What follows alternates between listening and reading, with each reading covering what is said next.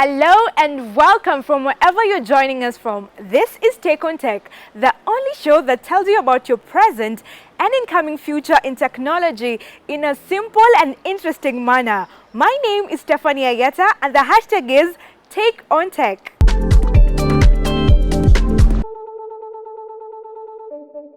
How nice of you to choose to join us today. It's a pleasure having you around. And to start off today's amazing show is an interesting conversation on animation. If you're a fan of animation, then that makes two of us.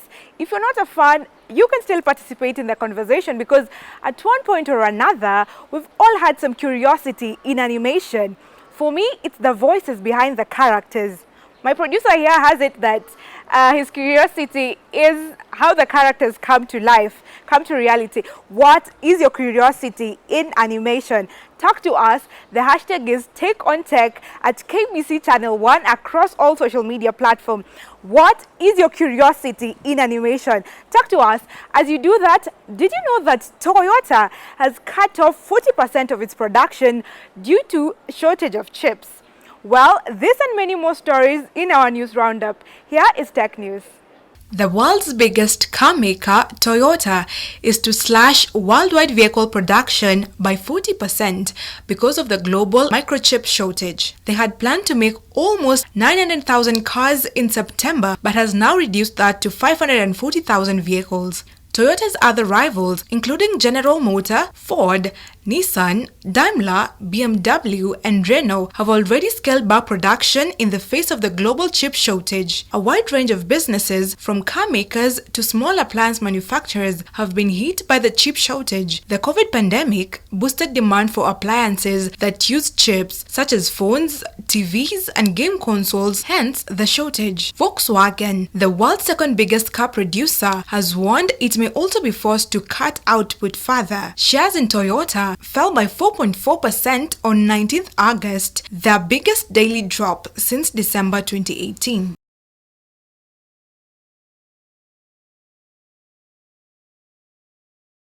China has passed a new privacy law aimed at protecting users' personal data. The law calls for companies to get users' consent before collecting personal data and has rules for how companies should ensure users' data is protected when it's transferred outside of China. Tech companies that handle personal information must have a designated person tasked with overseeing its protection, and companies must conduct regular audits to be sure they're complying with the law. In addition, companies handling personal user data have to have clear and reasonable purpose for doing so and must limit it to the minimum scope necessary to achieve the goals of handling said data.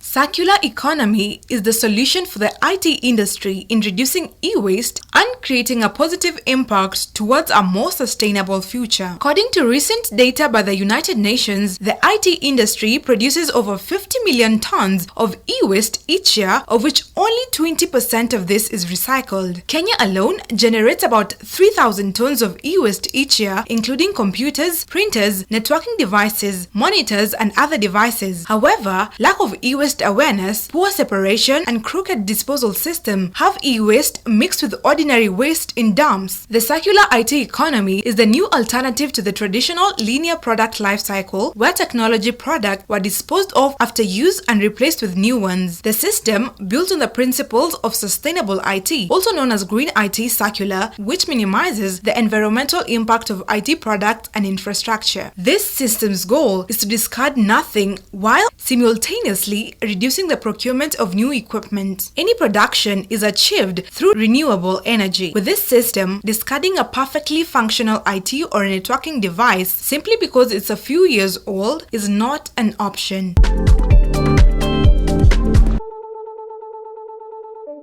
That has been Tech News. So now you're up to date. Moving on, let me take you to Tech of the Week, where we tell you what exactly computer animation is. It's not as easy as you might think. That's why you need to check this out. Computer animation is the art of creating moving images via the use of computers. It is a subfield of computer graphics and animation. Increasingly, it is created by means of 3D computer graphics, though 2D computer graphics are still widely used for low bandwidth and fast real-time rendering needs. All animation is based on the same idea, which is making changes to a series of images and playing those images back in sequence. In hand-drawn animations, animators draw key poses and then draw a series of pictures called in-betweens that connect the motion from one pose to another. In computer animation, they animate by moving virtual digital models, what they call posing. The poses they create are translated into coordinates that are recorded on a spreadsheet. The computer then fills the in-between images. These in-betweens are a result of the computer interpreting what motion would move an image from one pose to another. And because the computer can't act, the output it gives is something that looks like a robotic motion. The animator then refines the in-betweens to the robotic motion into a polished performance. There are many ways of filling the in-betweens, but each can be described using a mathematical formula function called a spline. This is where the math meets the artistry. The simplest way to see the spline idea is through a bouncing ball. For example, you can make it bounce from top to bottom with 4 main poses that are defined by setting keyframes. The computer draws all the other frames by evaluating the spline and makes a linear interpolation of the motion. The computer draws all the other frames by evaluating the spline and makes a linear interpolation of the motion. As a default, you get something that moves at a constant speed. It is the job of the animator to bring to life a specific character. They therefore choose what kind of spline will have the desired effect into motion. The computer helps animators a lot, but ultimately, the job is about acting. But instead of being in front of the camera, the animators take the performance and break it down into tiny little 24th of a second increments and express those in an abstract mathematical function. The last phase of film production that takes our movies from abstract to concrete is a process referred to as rendering. It is where the world the animators created in the virtual three-dimensional space of the computer is finally realized as a series of perfectly rendered two-dimensional images which play one after another for 96 minutes and become our movie. Rendering is an incredibly time-consuming process, all focused on answering one simple question: what color is this pixel? A pixel is a tiny portion of the final image, acts like a little window into the virtual 3D world. They translate that question into math. The equation is called rendering equation. It's a mathematical description of how light bounces around in the environment. When they ask what color is this pixel, they are really asking what light is coming through the pixel towards the camera. The solution to the question will be the answer to the question. In this process, each little calculation isn't hard to do. It's the layer upon layer of calculating that makes it complex, but also makes it possible to bring something beautiful to the screen.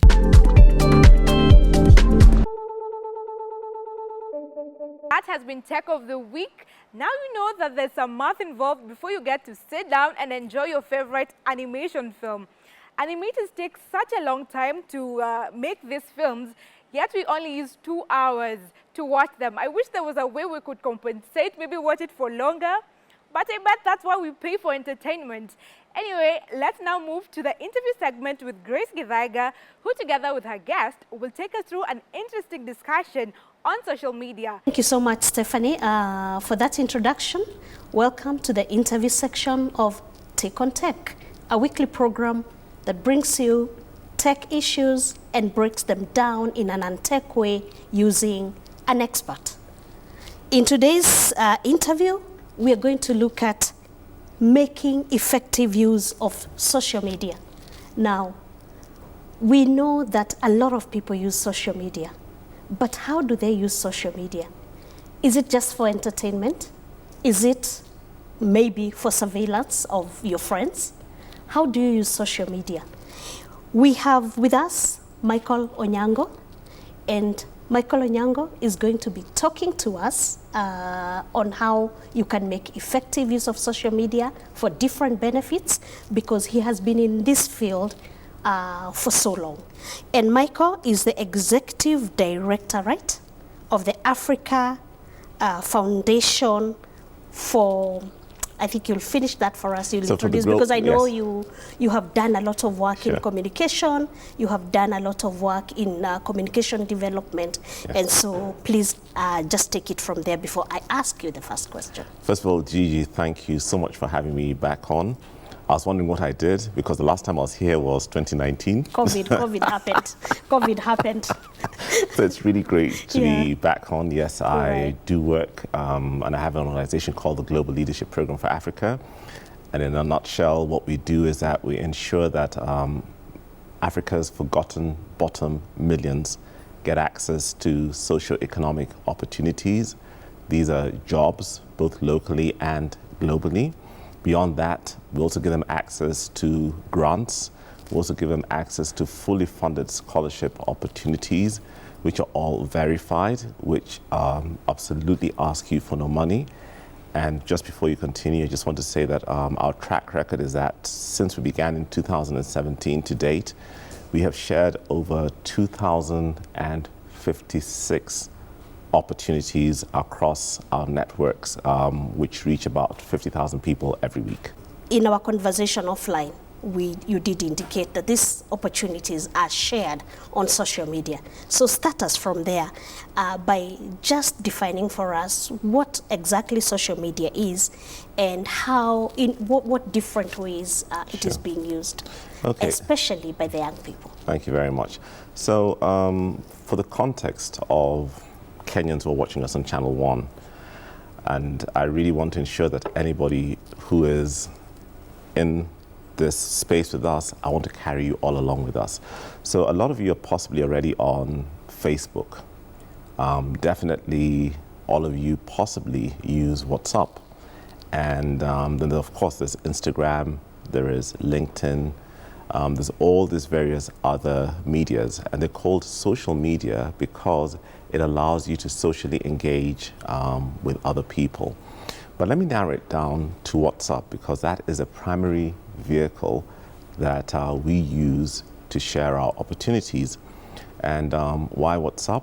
Well, because WhatsApp is actually very accessible to lots of people, and thankfully a lot of the different telcos have actually got some great offers whereby you can actually be on WhatsApp at a very affordable fee per day.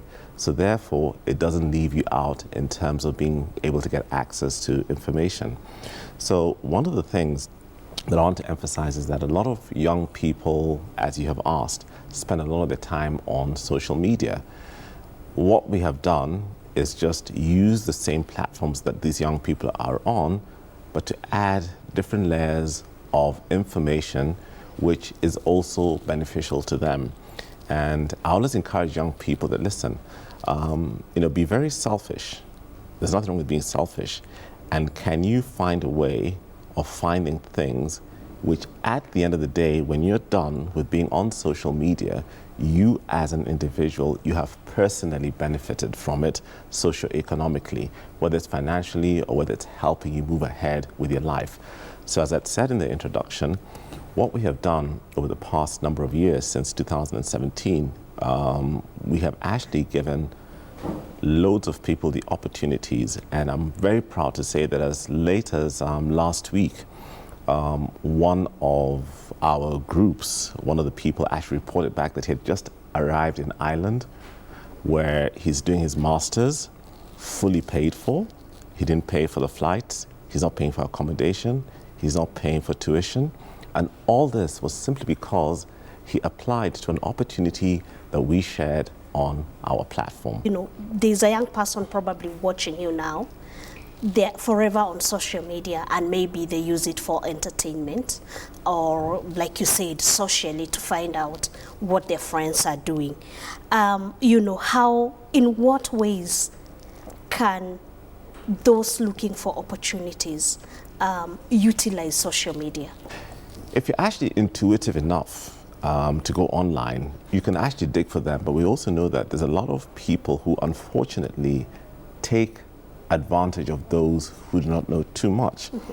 And they will disguise different things, to take you onto their sites and then collect your data and then start asking you for money and start exploiting you. So thankfully, I'm very privileged that I actually work with about 100 different people who are volunteers who have also created their own WhatsApp groups. And what we've done is that within our setup of WhatsApp groups, anything that we share, whether it's jobs, whether it's scholarships, whether it is fellowships, whether it's grants, we make sure that it's actually verified information so that then people are not getting caught up within a scenario where whatever they're probably consuming or what it is that they want to apply for is not validated. It has taken us a lot to reach here, and I must say that I'm just the face, but to be very honest, without the other 99 people who I work with, none of this would have ever happened. So it is through them that we've managed to reach every single corner of this country, all the 47 counties. We have people who actually get access to these opportunities that I've actually told you about. We've got people who have gotten jobs and they've been very shocked and surprised. They said, I got the job without knowing anybody. We're going to take a short break, and when we come back, Michael, you'll be telling us, because you use WhatsApp, and we know that WhatsApp sometimes is for closed groups, you will be telling the young people how they can get to join such WhatsApp groups. Absolutely. So thank you very much. Take on Tech takes a short break, and when we return, we continue with this conversation. Please follow us on all our social media handles, and it's KBC Channel 1 across Twitter, Facebook, and Instagram.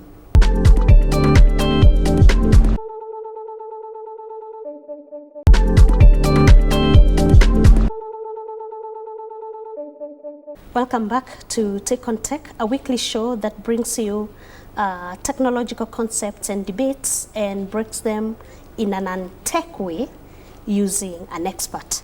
So in today's program, we are looking at what effective use of social media, and we have with us Michael Onyango from the Global Leadership Program. My name is Grace Githaiga. Please remember to follow us on all our social media handles, and it's at KBC TV. Now, Michael, when we were going on break, we were talking about how people are using WhatsApp platforms to get opportunities, and we were at that thought. Please expound on that and tell us then, because there are those who are not on social media, but what are the positives of being on social media? So, so social media, first and foremost, is that if you have a phone and if you have a smartphone and they're fairly affordable now, you can actually get on social media.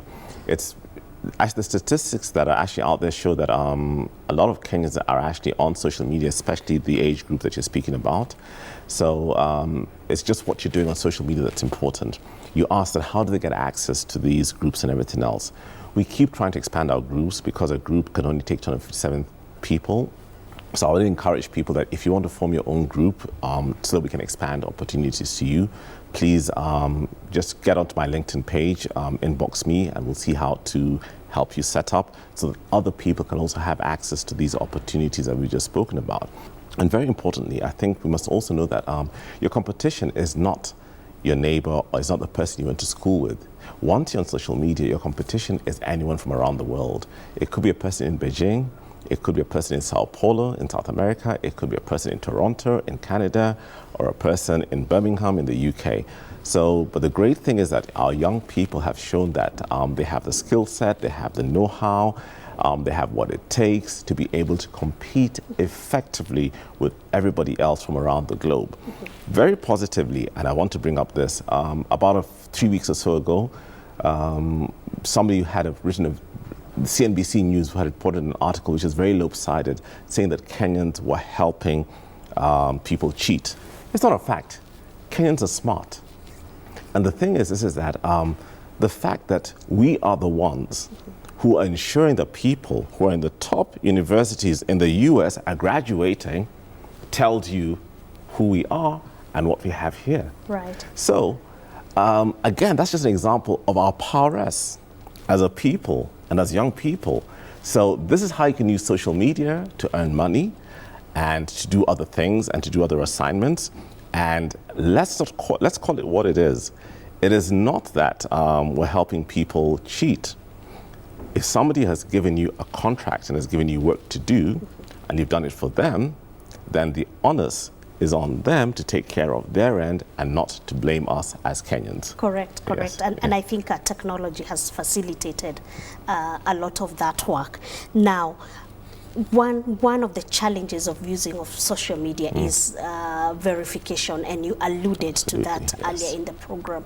So how do people verify that this is legitimate information? Because there's also too much information. That is very true. And Yeah. so on all our platforms, like I said, so whenever we have like the scholarships which are free, or any opportunity like the grants or the fellowships that you heard me speak about, like I told you that to date we've shared 2,056 since 2017. We will always put it, we'll always label it as a bulletin, as a Global Leadership Program bulletin, number 257 for the next one. And we will brand it so that you know that once you see that brand on, that information that we've shared for you is verified, and you can comfortably go and apply without having any qualms or any problems by thinking that it's a scam. And that's because, like I told you, a lot of us do a lot of background research to ensure that by the time we're labeling it and we're putting it out as a global leadership program opportunity, we have verified that this is genuine information, so that we can help in terms of people not being conned or being misled by a lot of unscrupulous people who actually exist on the internet. Okay, apart from what you do at the Global Africa program, would you have tips that probably you can advise young people when they find that this opportunity has been shared on WhatsApp or even on Facebook? Like, what would they look out for to tell whether it's legitimate? Because I've seen a lot of opportunities shared, but they actually, that's difficult, because the scammers have even gotten much smarter these days in terms of disguising themselves. So, like they'll just change one word. For example, like, if it's, let's pretend it was CBN Bank. They'd have bank with a double K, and you'd miss that double K. So there's little subtle things that they do which really can confuse you. The best thing I'll say is that, ask about 2 or 3 other people also. That would be the best thing to do, so they can also like help you counter check. Because beyond that, like I said, the scammers have gotten very, very smart at trying to disguise themselves. So we do our bit, but even you as a young person, or anybody who's being online, really keep your antennas up and really be vigilant. And by the way, but this is it, if you're asked for money, it's a con. Stay away from it. Away. Thank you very much for gracing the interview section today, and for giving us those tips on how to make effective use of social media. We've been talking to Michael Onyango from the Africa Global Program.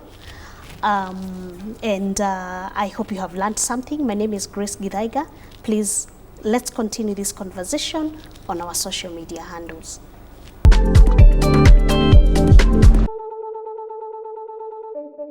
That has been the interview segment with Grace Githaiga. I hope you've taken something. Like, you need to be cautious on whatever you post on social media, because employers go back to check. And remember, the internet never forgets. So don't let what you post haunt you later.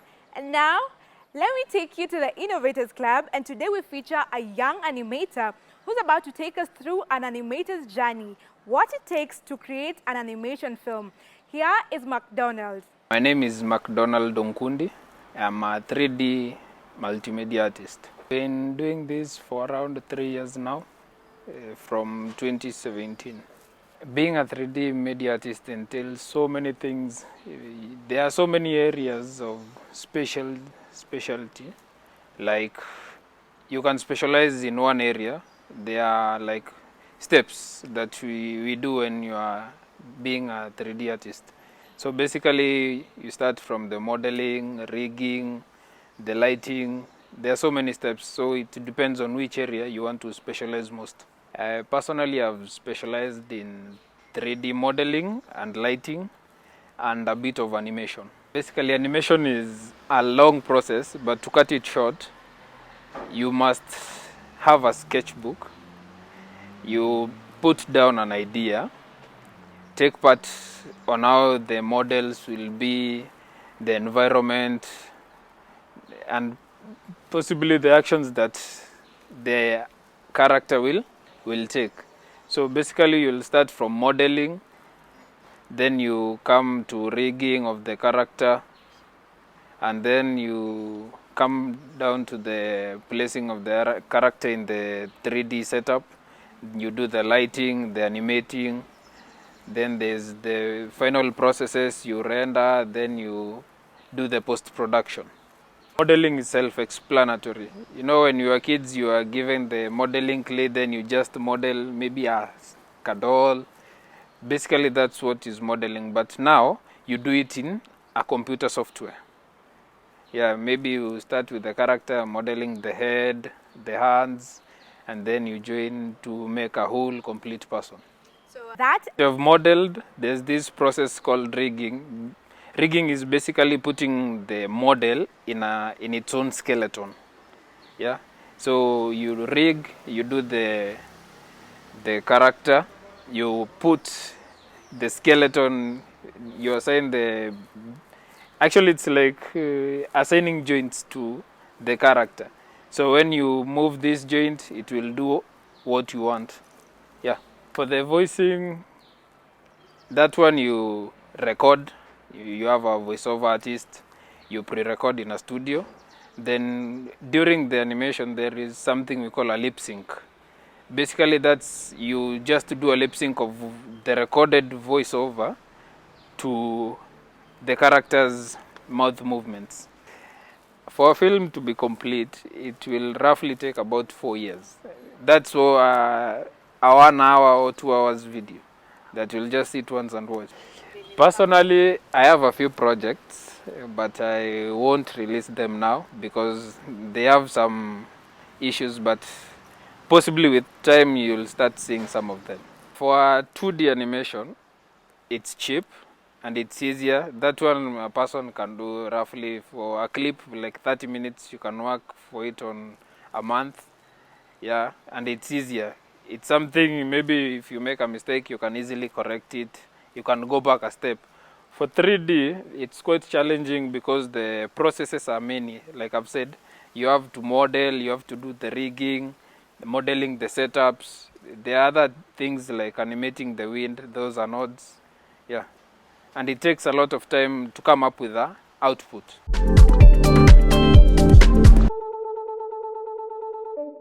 draws the curtain on today's show. In case you've been left out, the conversation going round is, what have you been curious about in animation? Talk to us across all social media platforms at KBC Channel 1 using the hashtag #TakeOnTech. I've been your host, Stephanie Ayieta. You can get me on Instagram at Stephanie_Ayieta and Stephanie Ayieta across all other social media platforms. Let's meet next week. Until then, keep it tech. Adios.